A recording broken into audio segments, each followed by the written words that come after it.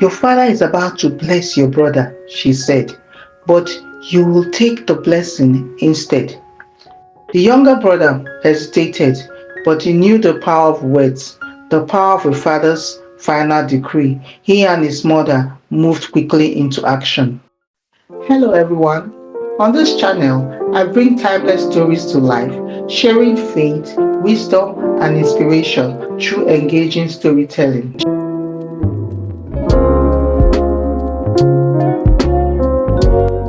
So let's dive into today's story and get ready to be inspired.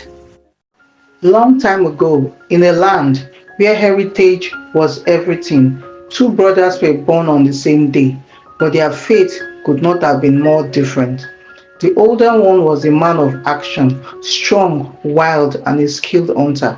His father adored him, for he embodied strength, courage, and tradition. The younger one, however, was a man of thought. He spent his days at home helping his mother, learning the wisdom of their ancestors, watching, listening, and waiting. He was his mother's favorite. One fateful day, the older brother returned from hunting and was drained and starving. The scent of a rich, steaming stew filled the air, and his stomach ached with hunger. There by the fire stood his younger brother, stirring the pot.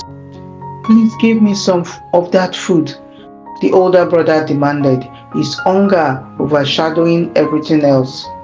The younger brother didn't refuse, but he said slowly, "I will give you only if you trade me your birthright."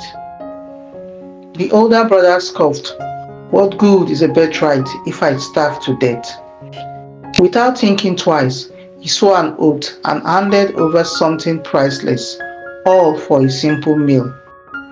As years passed, their father grew old and became blind, and the time had come for him to pass down the final blessing, a divine pronouncement that would shape the destiny of his firstborn. The older brother prepared for the moment, eager to claim what was rightfully his. But their mother, who had always favored the younger son, whispered a plan into his ear. "Your father is about to bless your brother," she said, "but you will take the blessing instead."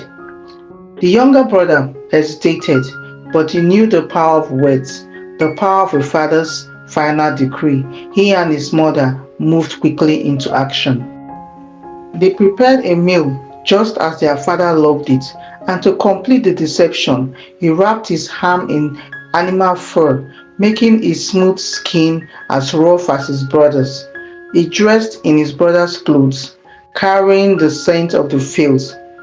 Then, with a steady breath, he stepped into his father's presence. "My father," he called. The old man stared. "Who are you, my son?" "I am your firstborn," the younger brother answered, keeping his voice firm. "I have brought you food, just as you asked. Bless me." The father hesitated. "Come closer," he said, "so I may feel you and know if you are truly my son." The younger brother stepped forward. His father reached out, running his hands over the rough animal skin. "The voice is that of my younger son," he murmured, "but the hands belong to my elders." Still uncertain, the father leaned in and smelled his son's clothes. The scent of the open fields, the wilderness of the land, it was enough to convince him. And so he laid his hands upon his son's head and spoke a blessing of power, dominion, and abundance. The blessing was spoken, it could not be reversed.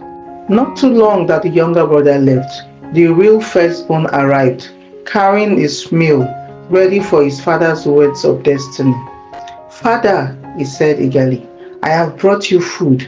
Now bless me." A deep silence filled the house. The old man trembled.